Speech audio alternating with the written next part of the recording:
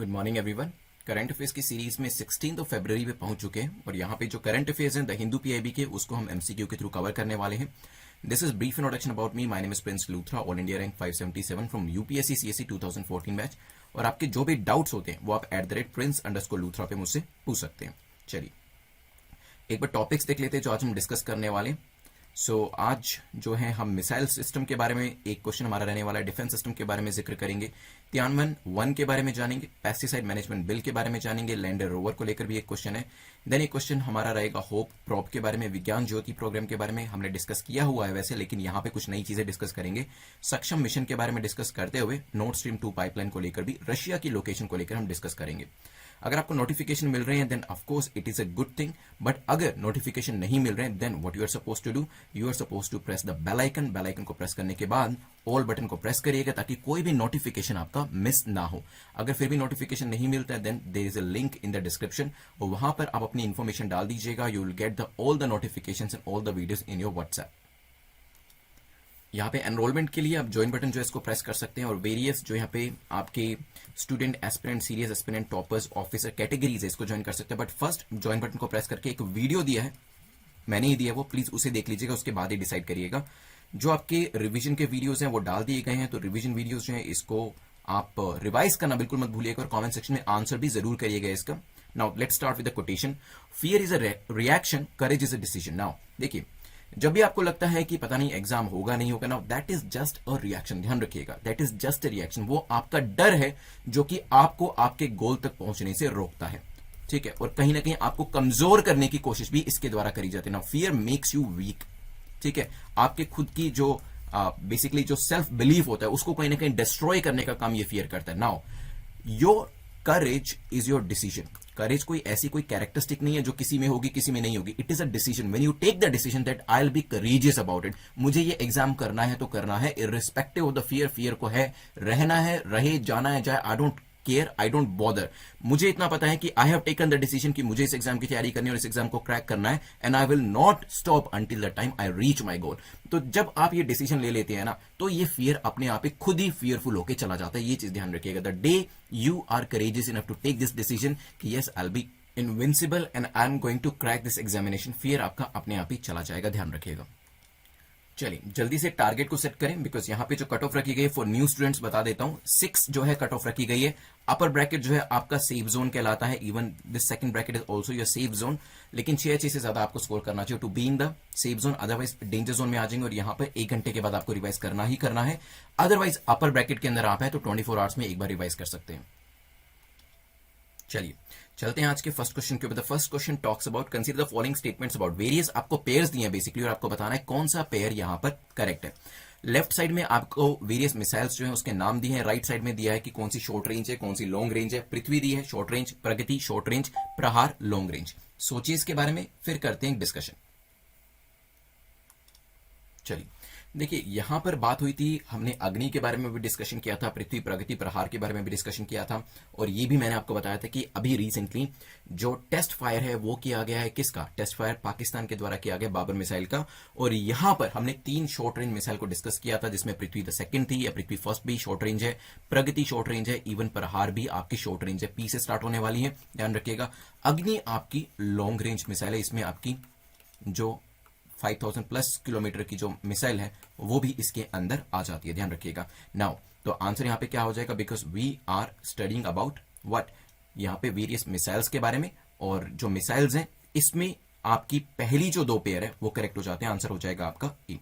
इसके अलावा एक मिसाइल और है धनुष मिसाइल। धनुष मिसाइल के बारे में बात करूं sir, it is also a short range missile जो कि शिप बेस्ड मिसाइल है, जिसकी रेंज जो है 350 किलोमीटर है। क्या आप मुझे यहां पे दी गई मिसाइल्स की रेंज बता सकते हैं कितनी कितनी होगी?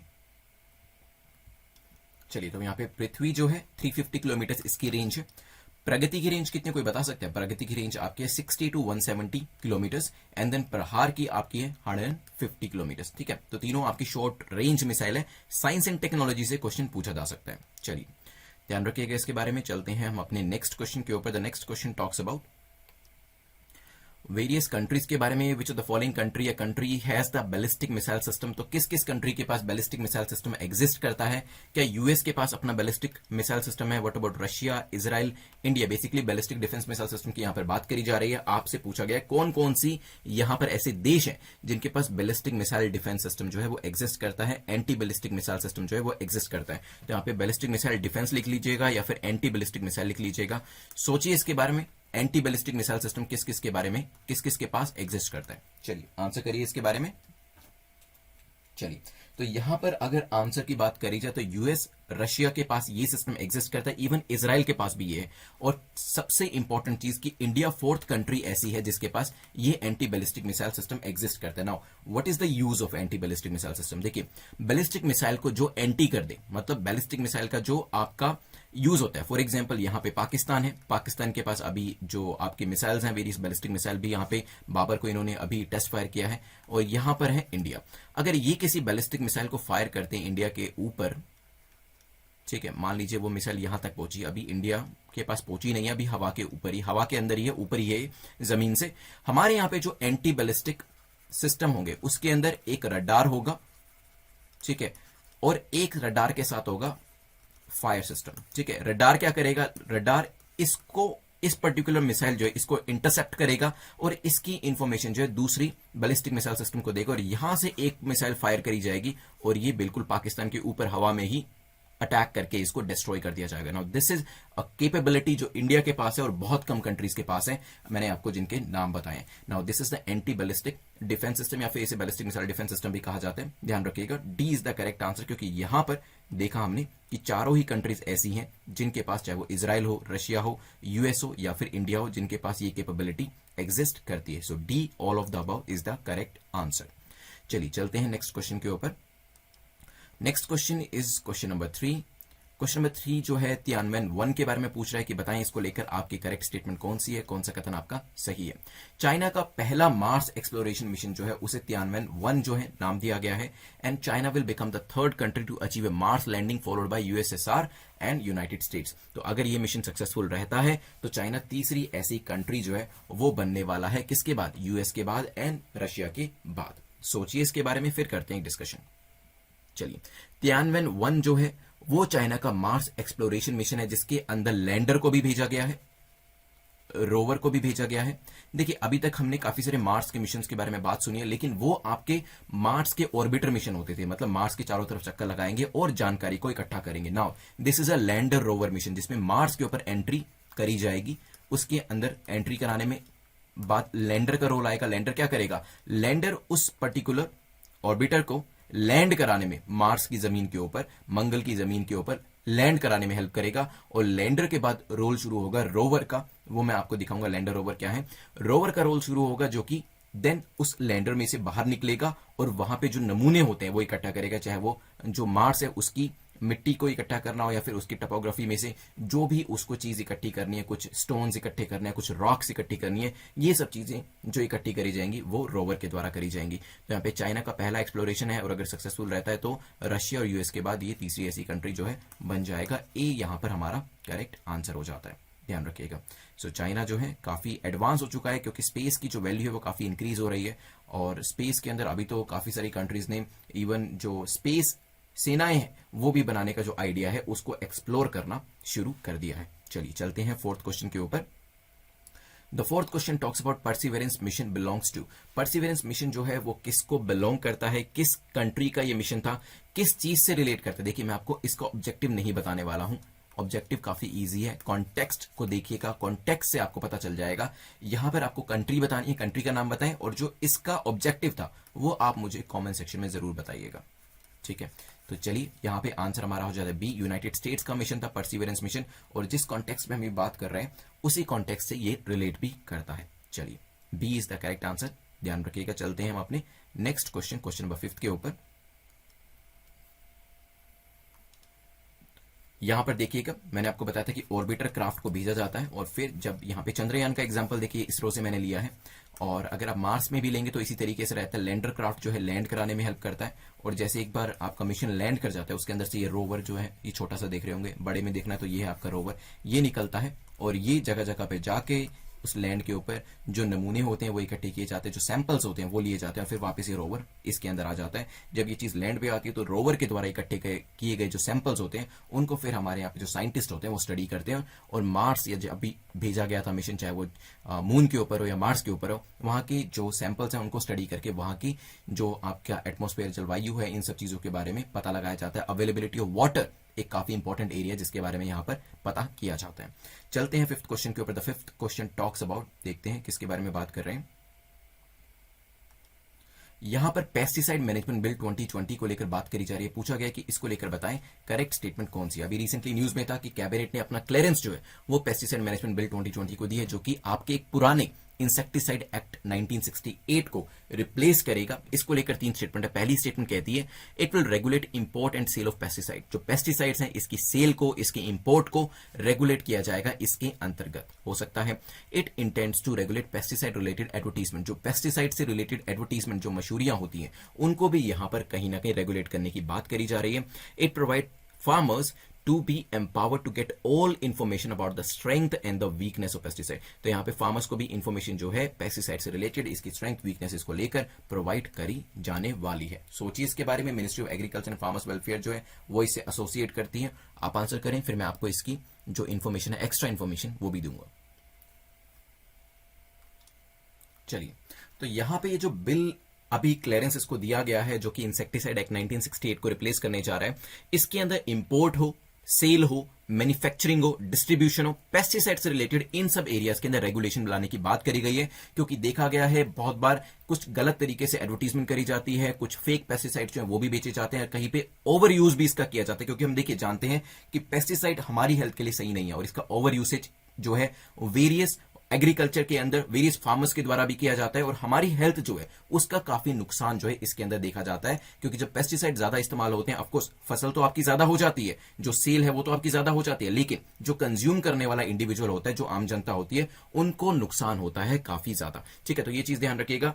यहां पे इसको रेगुलेट करने की बात जो है वो करी गई। At the same time pesticide related advertisement, क्योंकि काफी बार देखा गया कुछ लोग गलत तरीके से फॉल्स क्लेम्स करके भी एडवर्टीजमेंट करते हैं, तो उन चीजों को भी रोकने की यहां पर बात करी गई है कि फॉल्स क्लेम्स आपके एडवर्टीजमेंट में नहीं होने चाहिए। जो एक्चुअल चीज है पेस्टिसाइड को लेके वो आपको बतानी चाहिए। क्योंकि कई बार देखिए किसान जो है वो तो बेचारा हो सकता है कि पढ़ा लिखा ना हो, तो कम से कम एडवर्टीजमेंट तो ऐसी हो जो उसको पूरी इंफॉर्मेशन दे सके, अदरवाइज वो भी गलत डिसीजन ले लेगा। तो यहां पे किसानों की हेल्प करने के लिए कहा है कि जो भी आप एडवर्टीजमेंट बना रहे हैं उसके अंदर कुछ भी मैनिपुलेशन नहीं होना चाहिए। तो सेकंड स्टेटमेंट भी आपकी ठीक हो जाती है। इसके अंदर करेक्ट इंफॉर्मेशन देने की बात करी गई ताकि किसान जो है वो डिसीजन सही तरीके से ले सके, स्ट्रेंथ और वीकनेसेस को ध्यान में रखते हुए पेस्टिसाइड की, और एक इन्फॉर्म डिसीजन लेंगे अगर, तो किसान का खुद का भी फायदा होगा, और जो जनता, हम जैसे लोग जो कंज्यूम करते हैं, आपके और मेरे जैसे लोग जो उस फसल को कंज्यूम करते हैं, जो फ्रूट्स, वेजिटेबल्स या फिर दूसरे जो धान हो गया उनको कंज्यूम करते हैं, वहां पर भी हमारी हेल्थ को नुकसान नहीं होगा। देखिए तभी आपने देखा होगा बहुत सारे लोग ऑर्गेनिक की तरफ जा रहे हैं, ऑर्गेनिक खेती की तरफ जा रहे हैं,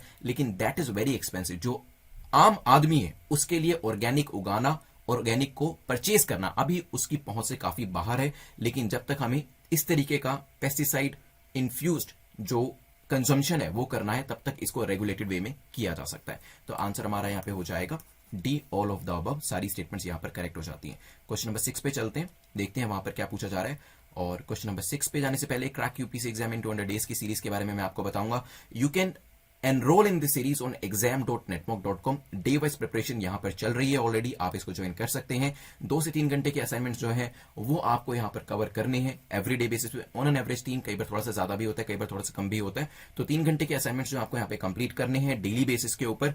और इसके अंदर अगर जो चीजें मैं आपको सेल्फ स्टडी करने के लिए कह रहा हूं वो भी आप साथ के साथ करते हैं, then probability for you to pass this examination that increases manifold, वो काफी ज्यादा आपकी इंक्रीज हो जाती है। So crack UPSC exam in 200 days, it's a really nice series। आप इसको एनरोल करा सकते हैं, और अभी आप चाहें तो so you can use the code to get the 50% discount। you can use the UPSC code or the Basant code। चलिए, इसके अलावा अगर आप 2020 की सीरीज को सब्सक्राइब करना चाहते हैं तो मिशन यूपीएससी 2022 को भी सब्सक्राइब कर सकते हैं, और अर्ली एनरोलमेंट करना चाहते हैं। अगर आपको लगता है कि 2 घंटे से ज्यादा आप टाइम दे ही नहीं सकते, उस सिचुएशन के अंदर ही आप क्रैक यूपीएससी 100 डेज की सीरीज को सब्सक्राइब करिएगा। अगर इसे थोड़ा सा भी ज्यादा टाइम दे सकते हैं सो आई सजेस्ट कि आप 200 डेज की सीरीज के लिए जाइएगा। चलते हैं क्वेश्चन नंबर 6 के ऊपर। क्वेश्चन नंबर 6 को देखते हैं, जो कि 2 स्टेटमेंट्स देके पूछ रहा है कि बताइए दोनों में से करेक्ट कौन सी है। चलिए, तो यहां पे पहली स्टेटमेंट कहती है India is the fourth largest producer of pesticide in the world. Bharat जो है दुनिया के अंदर चौथा सबसे बड़ा कीटनाशक का उत्पादक है। हो सकता है cotton accounts for the maximum share of consumption, तो कीटनाशकों का इस्तेमाल जो है सबसे ज्यादा जो किया जाता है वो कॉटन के प्रोडक्शन के अंदर किया जाता है। सोचिए इसके बारे में, करेक्ट आपको बताना है, then will discuss about it. चलिए देखिए, अभी पेस्टिसाइड बिल के बारे में बात करी गई थी, इंसेक्टिसाइड बिल के बारे में बात करी गई थी, उसी को लेकर ही कुछ और इंपॉर्टेंट चीजें आपसे एग्जाम के अंदर पूछी जा सकती है। और उसमें से पहली चीज जो है वो ये है कि भारत का चौथा स्थान है जब हम पेस्टिसाइड के प्रोडक्शन की बात करते हैं, तो ये बात बिल्कुल ठीक हो जाती है। हाउ एवर, लेकिन यहां पर बात करी जाए पेस्टिसाइड के कंजम्पशन की, ये चीज ध्यान रखिएगा, पैडी के अंदर सबसे ज्यादा 28% के आसपास इसका इस्तेमाल किया जाता है। दूसरे नंबर पे आता है कॉटन, जिसके अंदर 20% तक का इस्तेमाल इसका किया जाता है। ठीक है, और खासतौर पे ऐसे कुछ स्टेट्स हैं एग्रीकल्चर के मामले में काफी ज्यादा है, 70% पेस्टिसाइड का कंजम्पशन उन्हीं राज्यों के अंदर किया जाता है। फिलहाल सेकंड स्टेटमेंट हमारी यहां पे इनकरेक्ट हो जाती है, आंसर आपका हो जाएगा ए। चलते हैं 7th क्वेश्चन के ऊपर। तो पेस्टिसाइड को लेकर 2 क्वेश्चन आज हमने डिस्कस किए हैं। आई होप इसके बाद अगर क्वेश्चन पूछा जाता है इस बिल के ऊपर तो आप उसका आंसर इजिली कर पाएंगे। चलिए नेक्स्ट क्वेश्चन को देखते हैं। क्वेश्चन नंबर 7 क्या पूछ रहा है, which of the following statement is और are not correct about Hope probe. तो यहां पे कौन सी स्टेटमेंट गलत है ये आपसे पूछा गया है कि इन दोनों में से आपकी कौन सी यहां पर जो एक आपका कथन दिया गया है वो गलत है।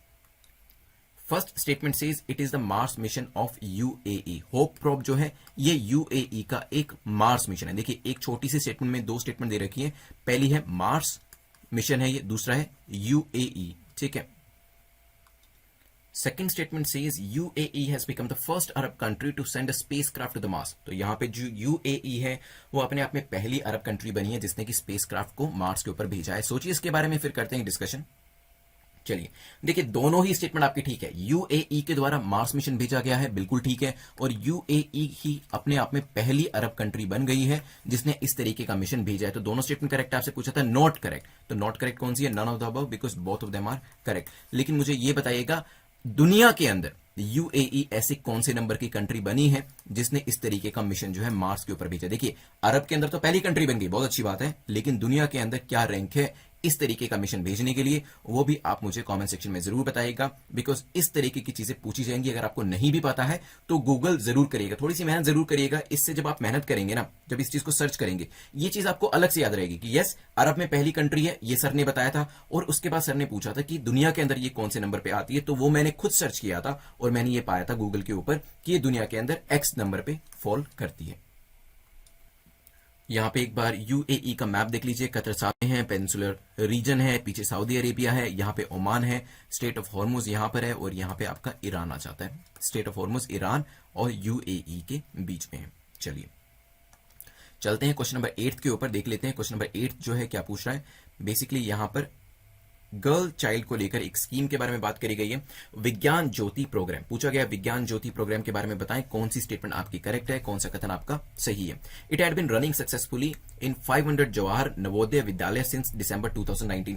500 जवाहर नवोदय विद्यालय के अंदर ये जो प्रोग्राम है सक्सेसफुली 2019 से चलाया जा रहा है। Second, the program has been started at school level for meritorious girls of class 9th to class 12th। 9वीं कक्षा की जो यहां पर गर्ल स्टूडेंट्स होती है, मेरिटोरियस गर्ल स्टूडेंट, वहां से लेकर क्लास 12 तक इस प्रोग्राम को चलाया जा रहा है अपनी कंट्री के अंदर। Vigyan Jyoti activities include student parent counselling. इसके अंदर स्टूडेंट पेरेंट काउंसलिंग का एक जो फैक्टर है वो भी इंक्लूड किया हुआ है। सोचिए इसके बारे में, फिर करते हैं डिस्कशन। चलिए सबसे पहले तो it had been running successfully in 50 Jawahar Navodaya Vidyalaya JNV since दिसंबर 2019। तो 500 नहीं है, इतने बड़े लेवल पे इसको नहीं किया गया है। अभी इसका सेकंड फेज इंप्लीमेंट किया जा रहा है जहां पे हो सकता है जो नंबर ऑफ स्कूल्स हैं उनको इंक्रीज किया जाए। बेसिकली जो आपका विज्ञान ज्योति प्रोग्राम है ये स्टेम को डेडिकेटेड है। स्टेम क्या है कि जो गर्ल एजुकेशन है, इसके अंदर गर्ल्स को ये देखा गया कि वो 8 सब्जेक्ट ज्यादा लेती है क्योंकि हमारी सोसाइटी कहीं ना कहीं उनको डिस्करेज करती है साइंस लेने से, टेक्नोलॉजी रिलेटेड सब्जेक्ट लेने से, इंजीनियरिंग लेने से, मैथ्स लेने से। तो यहां पर उनको काउंसल करके, उनको बढ़ावा देके, उनको एनकरेज करके, उनको मोटिवेट करके उनको इन एरियाज के अंदर साइंस एंड टेक्नोलॉजी में लाया जाए। इस वजह से इस तरीके का प्रोग्राम चलाया गया क्योंकि हमने बार बार हिस्टोरिकली देखा है कि girls perform as good as boys in these area. काफी सारे आपको गर्ल साइंटिस्ट, रिसर्चर्स मिल जाएंगे, मैथमेटिशियंस मिल जाएंगे, गोल्ड मेडलिस्ट मिल जाएंगे जिन्होंने इवन लड़कों को भी पीछे करके इन एरियाज के अंदर बहुत अच्छे से एस एक परफॉर्मेंस जो है वो अपनी दी है। तो यहां पे साइंस, टेक्नोलॉजी, इंजीनियरिंग, मैथमेटिक्स के अंदर लड़कियों को बढ़ावा दिया जाए, इस वजह से इस प्रोग्राम को शुरू किया गया था। हालांकि 50 जेएनवी के अंदर इसकी शुरुआत करी गई थी। क्लास 9 से 12 की जो गर्ल्स स्टूडेंट होंगी, मेरिटोरियस गर्ल्स स्टूडेंट, उनके लिए जो प्रोग्राम रहेगा, और साथ ही साथ स्टूडेंट पेरेंट काउंसलिंग भी रहेगी, क्योंकि कई बार पेरेंट्स से डिस्करेज करते हैं लड़कियों की, भाई मैथ्स क्यों ले रहे हो, इंजीनियरिंग क्यों ले रहे हो, इसमें तो सारे लड़के होते हैं, या फिर लड़के ही ऐसे सब्जेक्ट लेते हैं, आप या तो कॉमर्स ले लो या फिर आप आर्ट्स ले लो, वो बेटर रहेगा आपके लिए, बाद में टीचर बन जाना। इस तरीके की चीजें जो है पेरेंट्स के द्वारा, सोसाइटी के द्वारा एक नोशन बन चुका है, वो ये करने की कोशिश करते हैं, जो गर्ल, जो चाइल्ड है, जो एजुकेशन अभी ले रहे हैं, उनके माइंड को शेप अप करने की कोशिश करी जाती है, ध्यान रखिएगा। तो यहां पे थर्ड स्टेटमेंट जो है ये काफी इंपॉर्टेंट बिहेवियरल चेंज का एक कंपोनेंट है, काफी अच्छा पॉइंट है ये दोनों ही चीजें यहां पे करी जा रही हैं। आंसर आपका क्या हो जाएगा, C will be the correct answer. चलते हैं नेक्स्ट क्वेश्चन के ऊपर, which is question number 9। Question number 9 को देख लेते हैं। क्वेश्चन नंबर 9 बात करता है सक्षम मिशन को लेकर। सक्षम मिशन इज एसोसिएटेड विद, सक्षम मिशन किससे एसोसिएट करता है? कल वैसे मैंने आपको शाम को इसकी जो फुल फॉर्म थी वो बताई थी। मुझे अगर आपको पता है इसकी फुल फॉर्म, क्योंकि अगर आपको बता दूंगा तो आंसर करना इजी हो जाएगा, मुझे जरूर कमेंट सेक्शन में सक्षम की फुल फॉर्म बताइएगा, ठीक है। यहां पर क्या ये कोई किसी तरीके का ऑनलाइन टीचिंग पोर्टल है, कोई कंपेटिटिव एग्जाम की तैयारी कराने का पोर्टल है, ऑनलाइन क्राइम ट्रैकिंग सिस्टम है, या फिर ऑनलाइन का कोई जॉब पोर्टल है? सोचिए इसके बारे में, फिर करते हैं डिस्कशन। चलिए, सक्षम मिशन जो है बेसिकली एक ऑनलाइन जॉब पोर्टल है, इसको कुछ दिन पहले भी हमने डिस्कस किया था। इसके अंदर job seekers and job providers दोनों को ही एक एल्गोरिथम को यूज करके पास लाया जाता है और मैच कराया जाता है। नाउ मैंने आपको कल भी एग्जांपल दिया था कि यहां पे जॉब सीकर्स हैं आपके, ठीक है, और यहां पर आपके जॉब प्रोवाइडर्स हैं, ठीक है। और ये जॉब प्रोवाइडर्स जो है जॉब सीकर्स को जॉब देने के लिए है। और मान लीजिए अगर 2 और 3 के स्किल्स जो है वो कुछ इस तरीके से हैं कि ए जो है उनको जॉब प्रोवाइड कर सकता है, दो ए विल हायर देम। इसी तरीके से मान लीजिए जो सी है, सी को कौन चाहिए? सी को चाहिए कि इनको ग्राफिक डिजाइनर चाहिए, मान लीजिए even though blue collar jobs हैं, बस एग्जांपल के लिए बता रहा हूं, और 4 और 5 जो है काफी अच्छे ग्राफिक डिजाइनर है, तो सी जो है इनको हायर कर लेगा। इस तरीके से ये सिस्टम बनाया गया है और कहा गया कि blue collar jobs 10 lakh blue collar jobs जो है यहां पर प्रोड्यूस करी जाएंगी इस प्रोग्राम के थ्रू। चलते हैं आज के लास्ट क्वेश्चन के ऊपर। द लास्ट क्वेश्चन जो है आपका मैप रिलेटेड क्वेश्चन है, लेकिन न्यूज में था, क्योंकि आप जानते हैं जो एक नोड मिशन है जिसके थ्रू रशिया के द्वारा जर्मनी को गैस प्रोवाइड कराई जाएगी और आगे चल के यूरोपियन कंट्रीज को भी गैस प्रोवाइड कराई जाएगी। ये सब चीजें जो है यूएस के द्वारा काउंटर करी जा रही है। इस गैस पाइपलाइन को बनाने के लिए मना किया जा रहा है, यूएस इसको अपोज कर रहा है। इस वजह से रशिया काफी न्यूज में रहता है और रशिया के बॉर्डर के ऊपर क्वेश्चन पूछा जा सकता है, इसके मैप रिलेटेड क्वेश्चन पूछा जा सकता है कि कौन सी कंट्री का बॉर्डर रशिया को टच करता है। Is it Estonia, Latvia, Lithuania? सोचिए फिर डिस्कस करते हैं। चलिए, तो करेक्ट आंसर ही इज एस्टोनिया, यस, लातविया बिल्कुल ठीक है, लुथीनिया तीनों ठीक है। आंसर क्या हो जाएगा? D will be the correct answer. अभी मैं आपको मैप दिखाता हूं और वहां पर आपको समझ में आएगा, लेकिन वहां पे एक ट्विस्ट भी है आपके लिए। लेट्स सी आप उसे फिगर आउट कर पाते हैं या नहीं कर पाते।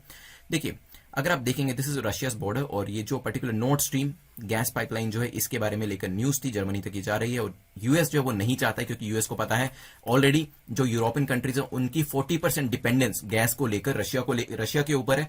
और अगर आगे ये जो परसेंटेज है और भी इंक्रीज होता है तो यूरोपियन कंट्रीज जो है एक टाइम में जाके रशिया का साथ देने लग जाएंगी और यूएस के जो अभी हाँ में हाँ मिलाती हैं वो चीजें कम हो जाएंगी। एस्टोनिया का बॉर्डर यहां पे रशिया से टच हो रहा है, लातविया का भी हो रहा है। देखिए, लुथीनिया का जो बॉर्डर है वो रशिया से टच नहीं हो रहा है, पीछे तो बेलारूस है, यहां पे पोलैंड है। तो फिर हमने क्यों कहा कि लुथीनिया जो है वो भी रशिया के बॉर्डर को टच करता है? Now this is an interesting point, सोचिएगा और मैं देखता हूं कमेंट सेक्शन में इसका आंसर कौन करता है और उसी को ही मैं विनर जो है चूज करने वाला हूं इस बार के लिए। लुथीनिया तो रशिया का बॉर्डर टच नहीं कर रहा है, but why did we say that कि लुथीनिया भी इस आंसर के अंदर आएगा? So correct answer here is D.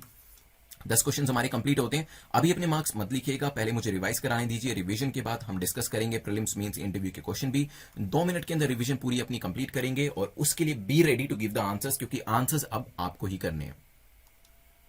चलिए, शुरुआत हमारी हुई थी वेरियस रेंजेस को लेकर, पृथ्वी, प्रगति, प्रहार। आप मुझे बताएं कि अग्नि मिसाइल के बारे में हमारा डिस्कशन हुआ था, क्या वो शॉर्ट रेंज है या लॉन्ग रेंज है? पृथ्वी के बारे में मैंने बताया था शॉर्ट रेंज है, प्रगति, प्रहार दोनों ही शॉर्ट रेंज है। मैंने आपको इनके किलोमीटर के हिसाब से जो रेंज थी वो भी बताई थी। अग्नि के बारे में मैंने आपको बताया था it's a long range missile, और साथ में डिफेंस मिसाइल सिस्टम जो था वो भी मैंने आपको यहां पे एक्सप्लेन करके बताया था, जो कि हमने नेक्स्ट क्वेश्चन में भी डिस्कस किया था। नेक्स्ट क्वेश्चन में मैंने आपको बताया था कि कौन कौन सी कंट्रीज के पास ये एंटी बैलिस्टिक मिसाइल सिस्टम है। तो यहां पे जल्दी से मुझे बताएं, इंडिया के पास क्या ये सिस्टम है, यस और नो? तो आंसर हो जाता है क्या? पहले तो देख लीजिए, यूएस के पास है, रशिया के पास है, इजराइल के पास है, एंड यस, इंडिया के पास भी ये सिस्टम एग्जिस्ट करता है. Yes is the correct answer. India is the fourth country to have successfully developed an anti ballistic missile system after United States, Russia and Israel. Then question number 3 के अंदर तियानवेन-1 के बारे में हुआ था. किस पर्टिकुलर प्लैनेट से ये एसोसिएट करता है? तियानवेन-1 चाइना का मिशन है, बट कहां पे? मून के ऊपर है, मार्स के ऊपर है, जुपिटर के ऊपर है, ये प्लीज मुझे बताइएगा. और साथ ही साथ मैंने बताया था China will become the third country, ये सक्सेसफुल कर लिया गया. तो अब ये रशिया और यूएस के बाद थर्ड कंट्री बन जाएगा. इसमें लैंडर रोवर का भी इस्तेमाल जो है वो किया जा रहा है. लैंडर रोवर क्या होते हैं उनके बारे में भी मैंने आपको यहां पर जानकारी जो थी वो दी थी. फिर मैंने परसिवरेंस के बारे में पूछा था, मेरे को ये बताइएगा कि किस पर्टिकुलर प्लैनेट से ये एसोसिएट करता है. यूएस का ये मिशन था, काफी फेमस मिशन रहा था, तो इसके बारे में मुझे इंफॉर्मेशन जरूर दीजिएगा. नेक्स्ट क्वेश्चन नंबर 5 के ऊपर मैं आपको क्वेश्चन पूछने वाला हूं.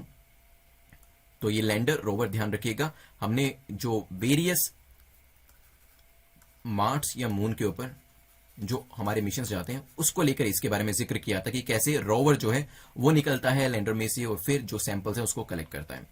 देन नेक्स्ट हम डिस्कस करने वाले हैं next question, question number 5, pesticide management bill 2020. और यहां पर आपको बताना है कि क्या इसके अंदर कॉम्पनसेशन का प्रोविजन रखा गया है किसानों के लिए, यस या फिर नो. लेट्स सी कि आप बता पाते हैं नहीं बता पाते.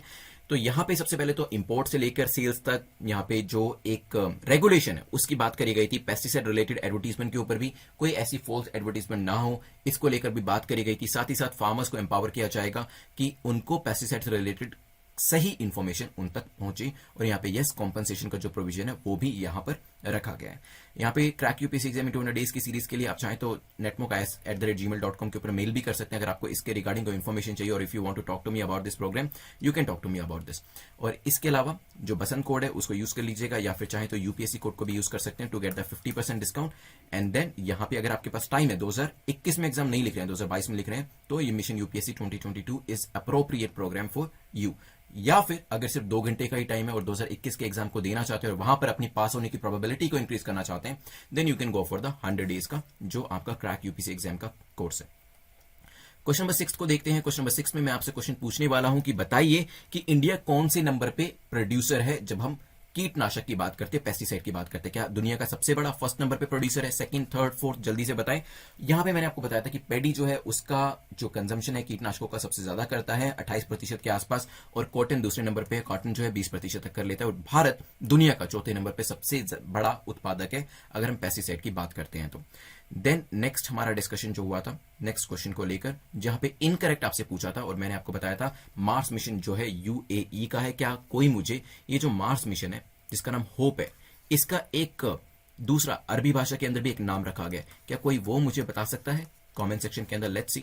बाकी यूएई जो है पहली अरब कंट्री बनी है इस तरीके का स्पेसक्राफ्ट जो लॉन्च किया. अरब कंट्रीज के बारे में अगर आप सुनेंगे तो ज्यादा वो तेल के लिए जाने जाते हैं, ऑयल के लिए जाने जाते हैं. इस तरीके से जो टेक्नोलॉजी है वहां पे नहीं होती है. रियल एस्टेट के लिए भी जाने जाते हैं, बट स्पेस के लिए पहली बार जो है वो यहाँ पे यूएई का नाम देखा गया है. जो इनकी लोकेशन है वो भी ध्यान रखिएगा, पूछी जा सकती है एग्जाम के अंदर. देन नेक्स्ट क्वेश्चन हम डिस्कस करने वाले हैं. Let's see. तो यहां पे मैं आपसे विज्ञान ज्योति प्रोग्राम के बारे में पूछूंगा कि मुझे जल्दी से बताएं कि क्या यहां पर काउंसलिंग का कोई प्रोविजन रखा गया है. 50 जवाहर नवोदय विद्यालय के अंदर 2019 में से शुरू किया गया था. स्टेम के अंदर साइंस, टेक्नोलॉजी, इंजीनियरिंग, मैथमेटिक्स के अंदर लड़कियों को बढ़ावा देना है, ये पूरा पर्पस जो है इसका रखा गया है. तो यहाँ पे काउंसलिंग का प्रोविजन जो है वो भी रखा गया, ध्यान रखिएगा. देन नेक्स्ट क्वेश्चन पे चलते हैं. हमारा 9th क्वेश्चन जो है सक्षम मिशन को लेकर है. जल्दी से बताएं किस चीज को लेकर है. ऑनलाइन, क्या ऑनलाइन जॉब पोर्टल, ध्यान रखिएगा. देन लास्ट क्वेश्चन में मैंने आपसे पूछा था रशिया से कौन कौन सी कंट्रीज के बॉर्डर टच करते हैं, तो क्या लुथीनिया करता है, यस और नो. और यहां पे आप मुझे एक इंटरेस्टिंग सा आंसर जो है वो देने वाले हैं कमेंट सेक्शन के अंदर, which I really want to know. If you want to win the free PDF please give me that answer. चलिए अभी प्रीलिम्स, मेंस और इंटरव्यू का एक एक क्वेश्चन देख लेते हैं. तो प्रीलिम्स में तो मैंने आपसे क्वेश्चन पूछा कि लुथीनिया का बॉर्डर यस और नो करके बताइएगा क्या रशिया को टच करता है या नहीं करता, और करता है तो कैसे उसे जस्टिफाई भी करिएगा.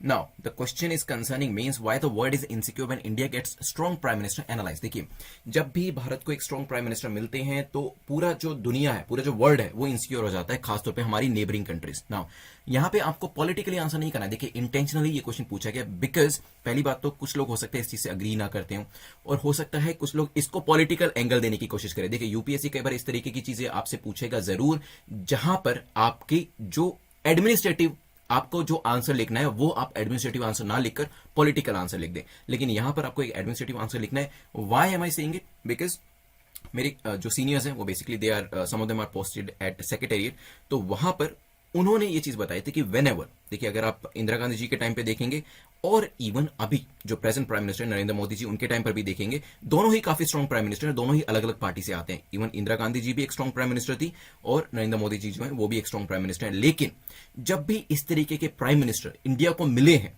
तब कहीं ना कहीं हमारे पड़ोसी देशों को और पूरे के पूरे वर्ल्ड को तकलीफ जरूर हुई है।